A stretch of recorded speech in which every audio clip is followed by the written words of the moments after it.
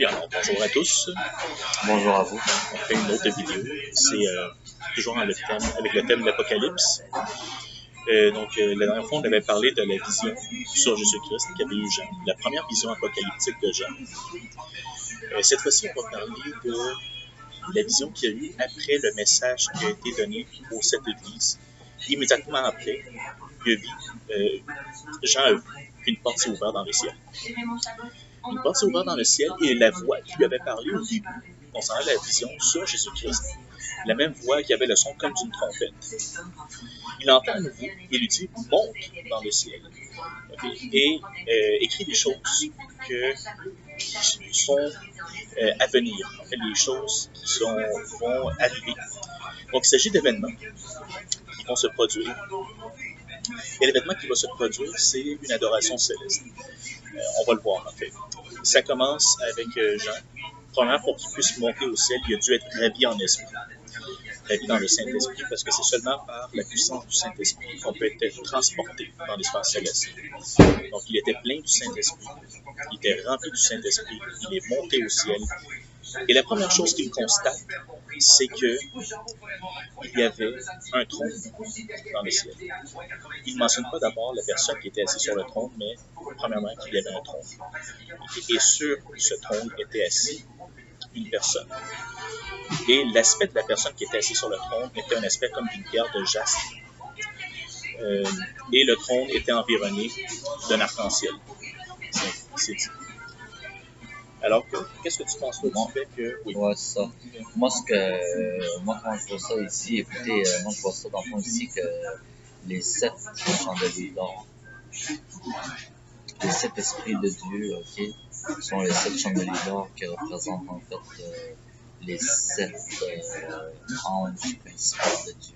Donc, ce sont ceux qui veillent sur le trône de Dieu. Ici, ok. Dans la vision de Jean, okay, ici à Patmos. Merci. Écoutez, donc par rapport à la vision, le fait qu'il voit d'abord le trône, ouais. C'est la première chose qu'il constate, le trône, avant même la personne qui est assise sur le trône.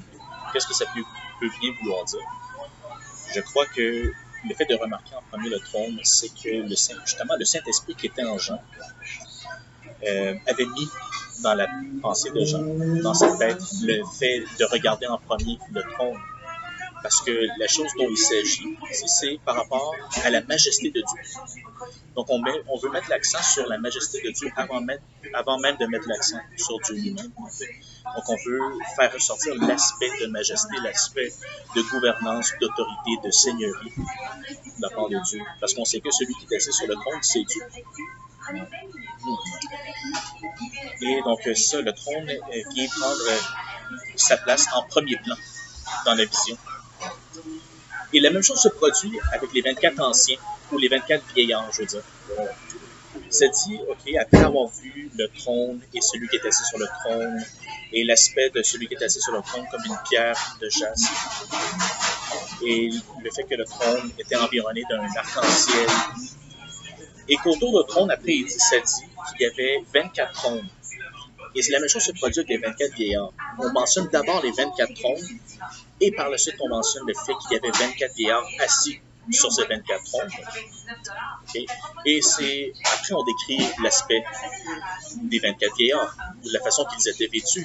Ils étaient vêtus de robes blanches. Ils avaient des couronnes d'or sur leur tête. OK.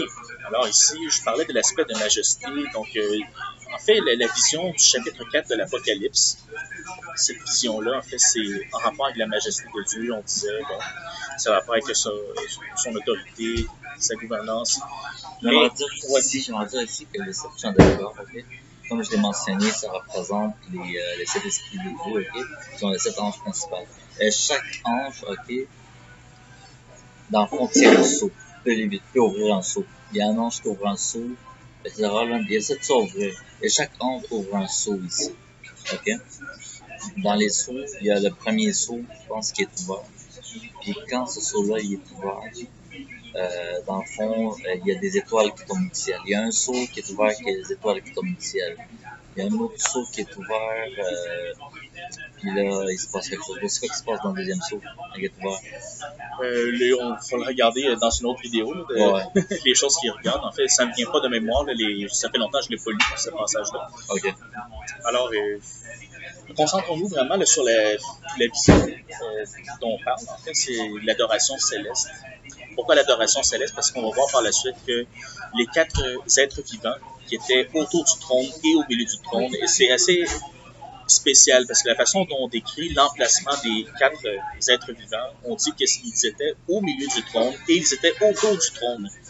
C'est assez difficile de discerner c'est quoi exactement la chose dont il veut être décrit ici. Mais on dit qu'ils adoraient le Seigneur pour son éternité. Ces 4 êtres vivants disaient gloire au Seigneur. En fait, il est saint, saint, saint, le Seigneur Dieu Tout-Puissant. Celui qui était, celui qui est et celui qui vient, ça dit. Quand on parle d'ici de celui qui était, celui qui est et celui qui vient, on fait référence à l'éternité de Dieu. C'est un Dieu qui était éternel dans le passé. Donc, il y a une éternité passée, il n'y a jamais eu de commencement en Dieu. Il existe dans le présent, il est toujours vivant, il est le même Dieu qu'il était auparavant. Et en plus, il va exister pour l'éternité. Donc, il n'y a pas un futur délimité pour Dieu. Ouais, je me rappelle d'un des sauts qui a été ouvert. Le premier saut, là, je me rappelle de quelque chose. C'est le premier saut, il y a les étoiles, il y a un ange qui tombe de la trompette, il y a les étoiles qui tombent du ciel. Après ça, il y a un autre saut, c'est de la fumée noire, dans le fond, qui envahit le ciel, qui cache la lumière. De la fumée noire, il faudrait qu'il s'évapore. OK. Puis il y a aussi, un autre seau, qui est ouvert, qui est ouvert, le ciel devient rouge, ici, donc, puis il y en a 3 autres, là, mais vérifiez, là. Moi je me souviens de ceux-là, ici, Ouais. Puis les 7 seaux, les 7 chandeliers d'or, c'est représente les 7, comme on a dit tantôt, les 7 anges des 7 églises, Puis, parce que dans le fond, le but, de cette vision-là, c'est que des 7 chandeliers d'or que Jean a eu à Patmos, c'est que dans le fond, comment dire, que tous les enseignements du Christ, soient, dans le fond, se trouvent dans ces églises-là, puis ces églises-là puissent être, comme, disons, à l'écart et du malin, en réalité. C'est ça le but ici. C'est ça. Donc, c'est que ces connaissances-là, que les doctrines de cette église-là puissent pas être corrompues justement par le malin. Et dans le fond, en réalité ici, chaque ange ici surveille chaque église. Et cette église sont gardées par un ange, chaque ange en particulier. Un ange pour chaque église. Ouais. C'est vrai. Ouais. Les 7 sceaux viennent après l'adoration dans le ciel. Okay? Et bon, par rapport à ta question du deuxième sceau, donc là, je me suis refiguré en fait, les 4 premiers sceaux, ce sont les 4 chevaliers de l'Apocalypse. En fait, il y a premier le chevalier blanc. Ensuite, je ne sais pas c'est quoi la couleur qui vient, mais je sais que le 3e des sceaux, c'est un chevalier noir. Bon, il y a le 2e et le 4e sceau qu'il faudrait que j'aille revérifier la couleur de ces chevaliers-là. Mais pour répondre à ta question, c'est quoi le 2e sceau? Il s'agit en fait d'un des chevaliers envoyé par Dieu. C'est pour faire tomber son jugement sur la terre. Bon, le chevalier blanc, lui, c'est une exception. Il représente les saints, en fait, qui sont là pour vaincre. Ils sont assis sur un cheval blanc. Ce chevalier-là est assis sur un cheval blanc et il est dit qu'il avait un arc sur sa main et qu'il allait pour vaincre. Donc Dieu avait déjà donné la victoire à ce chevalier-là. Et je crois en fait que ça fait écho à ce que le Seigneur disait dans ses paroles aux églises. Il les encourageait à être des vainqueurs. Il disait, celui qui arrivera à vaincre, je lui donnerai de l'arbre de la vie, ou je lui donnerai d'être assis à côté de mon trône. Donc, il met vraiment l'emphase sur le fait que les saints ou les églises sont appelés à rentrer dans une guerre spirituelle et ils doivent être vainqueurs. Dieu les a appelés à vaincre le malin, à vaincre le péché. Donc, l'idée de la chrétienté, de la spiritualité que les croyants chrétiens pratiquent, c'est une idée qu'on rentre dans un combat spirituel. Et donc, dans un combat spirituel, le but, c'est de gagner. Et quand on parle de vainqueur, bon, l'idée, c'est qu'on a remporté la victoire sur nos ennemis. Et donc, et c'est ça la volonté du Christ, en fait. C'est qu'on soit des vainqueurs. Et je crois que le chevalier blanc représente justement n'importe qui d'entre nous, n'importe qui d'entre les saints qui cheminent avec le Seigneur, lutte, persévère dans les voies de Dieu et qui réussit à demeurer dans les voies de Dieu jusqu'à la fin de ses jours. Ouais, c'est ça, parce que dans le fond, ici, là, quand on regarde ça, c'est le but de cette hanche, le but de la protection, c'est justement pour pas que ces églises-là, soient corrompues justement par le malin, justement ici. Okay? Donc, c'est que la doctrine se perpétue, dans le fond, puis que ceux qui aillent là puissent bénéficier pleinement des enseignements du Christ, puis que ces enseignements-là, qui puissent être appliqués, qui puissent être répandus, dans le fond, dans la chrétienté aussi. C'est ça, là, ici. Oui. Puis ensuite, les chevaliers, je vous parlais que c'était par rapport aux 4 premiers sceaux, donc c'est le jugement de Dieu sur la terre. Aussi, c'est pas le jugement de Dieu, du moins, en fait, ce sont les choses que Jésus-Christ avait prédit, qui allaient venir avant sa venue. Le Seigneur dit qu'avant la fin des temps, il y aura des guerres, il y aura aussi, on entendra l'écho qu'il y aura des guerres, en fait. C'est-à-dire que nous allons entendre des rumeurs par rapport à des guerres. Ce que le Seigneur dit, il dit aussi que on va persécuter les chrétiens, ils vont nous mettre à mort. C'est une chose qui s'est produite même dans le temps du Christ, en fait, dans le temps de l'histoire de la chrétienté. Dans toute l'histoire de la chrétienté, nous avons été persécutés et ça va toujours être comme ça. On est encore persécutés dans le monde aujourd'hui. On peut voir les nouvelles et puis on voit que dans d'autres pays où il y a une présence religieuse qui est forte, donc certaines religions ne tolèrent pas les chrétiens. Et donc, on est persécuté dans le monde, même encore aujourd'hui. Et ça va toujours être comme ça, jusqu'à la fin des temps. Jusqu'à ce que le Seigneur vienne et nous sauve de ce mal-là et qui nous positionne dans une place de juge à ses côtés. Parce que le Seigneur Jésus-Christ, quand il va revenir sur terre, il va venir en tant que juge. Et ce qu'il va faire, c'est qu'il va nous libérer de son jugement en nous amenant vers lui afin qu'on occupe la position de juge et non de personnes qui sont jugées par son jugement. Okay. Alors, revenons à la vision de l'adoration dans le ciel. On parlait que, bon, ok, la première chose qui est mise ce qui est mis en premier plan, c'est la majesté de Dieu. Et qu'est-ce qu'on veut dénoter par la majesté de Dieu? Évidemment, c'est le royaume de Dieu. Donc, juste mentionner ici, que les 7 anges, les 7 chandeliers d'or, servent à préserver le trône de Dieu ici. Oui, donc c'est ça. Donc la majesté de Dieu, ça représente le royaume de Dieu. Jésus-Christ avait promis un royaume de Dieu sur terre. Il avait dit, le royaume de Dieu est proche maintenant. Il s'est approché à vous, ce qui veut dire qu'il est du ciel, mais il est descendu sur terre.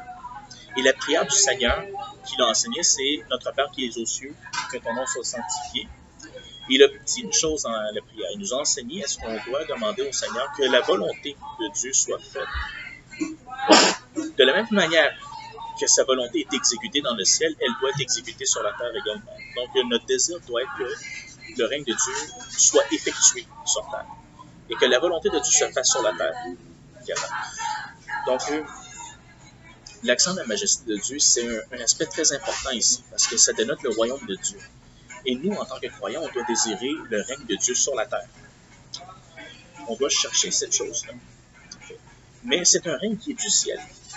Et pas tous voient, pas tous ont la faculté de voir le royaume des cieux. Seulement ceux qui sont ravis en esprit. Comme on le voit dans l'exemple ici. Jean fut ravi en esprit, et à cause qu'il fut ravi en esprit, il vit le trône de Dieu. Il put voir le trône de Dieu à cause qu'il fut ravi en esprit. Et c'est très intéressant de remarquer la littérature du texte, parce que ça dit que la voix qu'il avait entendue lors de la première vision, qui sonnait comme une trompette, lui dit cette fois-ci, viens, monte, et je te montrerai les choses qui sont à venir.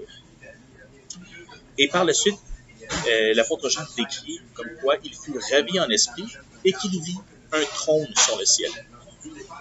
Il ne décrit pas l'action qu'il est monté au ciel.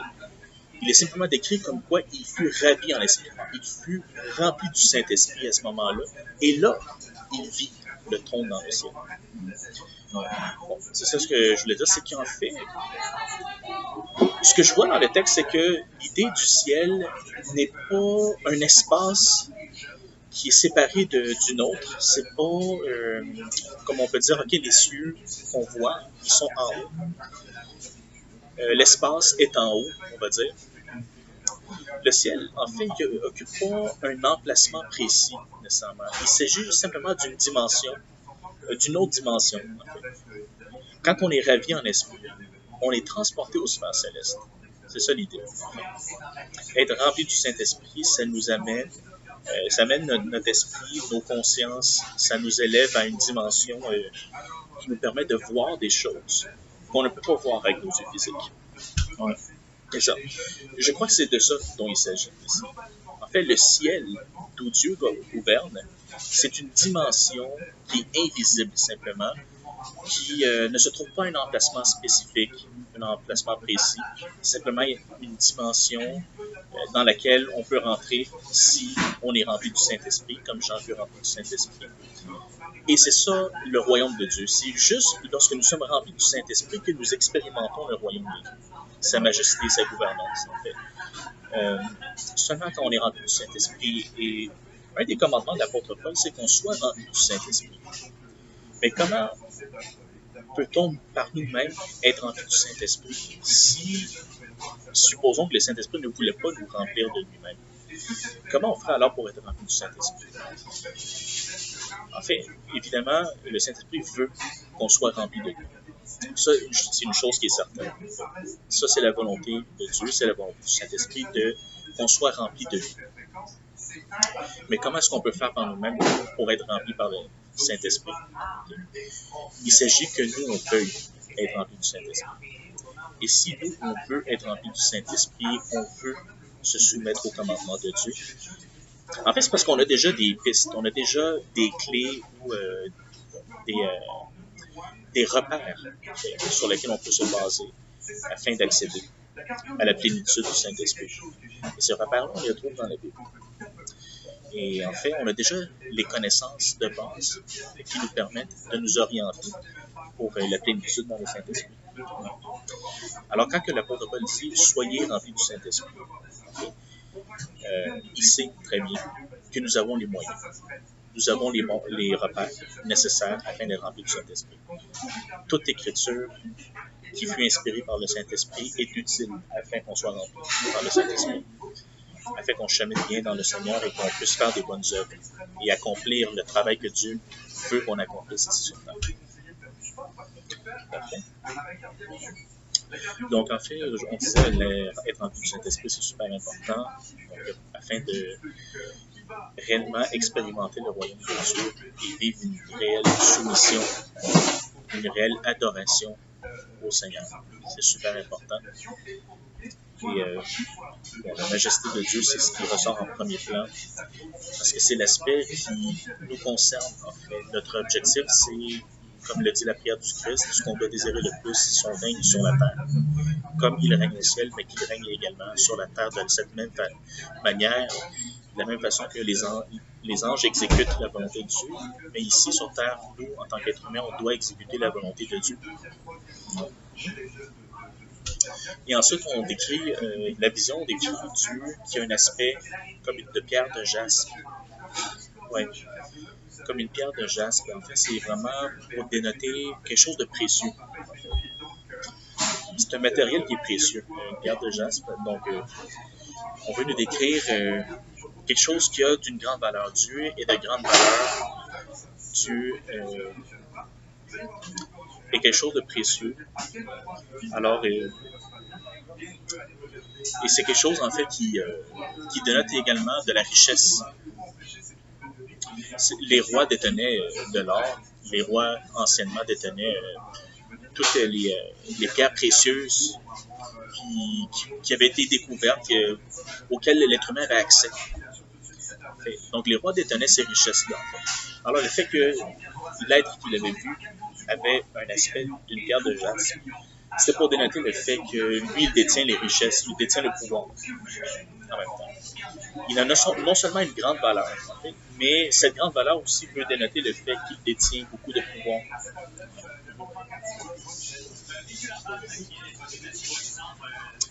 Bon, écoute, et par la suite, bon, on voit qu'il y avait un arc-en-ciel qui environnait le trône. C'est pas un arc-en-ciel, en fait, c'est une diffraction de la lumière. L'arc-en-ciel, là, ça définit en fait le pacte que Dieu a fait avec les hommes. Okay? Ce pacte-là qu'il a fait consiste okay, à ne plus jamais envahir que la terre ne soit plus jamais envahie par le déluge, mais un déluge d'eau. C'est ça l'arc-en-ciel en réalité. Tu sais, les couleurs que vous voyez là, jaune, rouge, jaune, bleu, vert. Ces couleurs-là que vous voyez, là, justement le bleu représente le côté céleste, le vert représente le cœur, le jaune représente le soleil, le rouge représente l'amour qu'il a envers justement, l'amour justement qu'il a envers pour sa création justement. C'est ça le rouge. Mais comme c'est que quand vous voyez un arc-en-ciel, chaque fois que vous voyez un arc-en-ciel, ici, c'est ça que ça veut dire. Ça veut dire ici, ok, ça signifie, chaque fois, ça veut dire la même chose quand vous voyez un arc-en-ciel. Ça veut dire, la journée que vous avez fait, après la pluie, un arc-en-ciel, c'est ça que ça veut dire, le pacte qu'il a fait ici. Oui. Moi, je pense que l'arc-en-ciel décrit dans la vision une connexion avec ce qui vient après, qui dit que du trône sortent des éclairs, des tonnerres et des voix. Puis le terme voix ici veut surtout dénoter le fait de bruit. En fait, c'est du bruit qui sort du trône de Dieu. Et c'est du bruit qui est fort, en fait. Le son de ce bruit-là est fort parce que quand le texte met au pluriel des voix, quand Jean dit que des voix sortent du trône, moi, l'idée que je me fais de ce que Jean décrit, en fait, c'est simplement qu'il y avait des sons projetés par le trône qui sont forts. Et le son comme d'un tonnerre, comme d'éclair. Donc, ce que je vais en venir, par rapport à l'arc-en-ciel et les sons, c'est que c'est pour dénoter le fait que la majesté de Dieu, son trône, est constitué de manière à ce qu'il y ait des visions prophétiques. Des visions prophétiques et une voix audible de Dieu qui vient parler aux prophètes. Je pense en fait que, parce que durant toute la vision, dans toute la vision de Jean, il décrit beaucoup les anges qui parlent de voix avec des voix fortes, des voix qui sonnaient comme les tonnerres, comme l'éclair, comme des grandes vagues d'eau. Donc, ça, c'est pour dénoter l'aspect d'audition et l'aspect de vision. Donc, quand on interpelle l'idée de vision, l'idée d'audition, c'est pour parler du fait que Dieu se manifeste ou exerce son royaume, surtout au travers des prophètes, au travers des visions prophétiques et des révélations. Donc, c'est là qu'on expérimente pleinement la gloire de Dieu, son royaume. C'est seulement quand on est rempli du Saint-Esprit qu'on peut accéder à des visions prophétiques, comme Jean a accédé. Et je pense que l'aspect de l'arc-en-ciel qui dénote tout le registre de couleurs qu'il y a. Donc, cette multiplicité de couleurs fait allusion à ce qu'on voit avec nos yeux. En fait, ça fait allusion à l'idée de vision prophétique, d'après moi. Et l'idée du son, des voix, des tonnerres, des éclairs, ça fait allusion à l'audition. C'est-à-dire que les visions prophétiques, il ne s'agit pas seulement de voir des choses, mais en plus, il s'agit d'entendre. Dieu, que Jean a vu, dans ses visions. OK? Ces choses-là qu'il a vues aussi avaient des sons. Et les voix qui lui parlaient avaient des sons. Projetaient un son qui parvenait à l'oreille de gens. Je pense que c'est ça dont cette hallucination. Ouais. Bon, on va arrêter. On va arrêter là. Ouais. Ouais. Merci. Bonne journée. Passe une bonne journée. Ouais.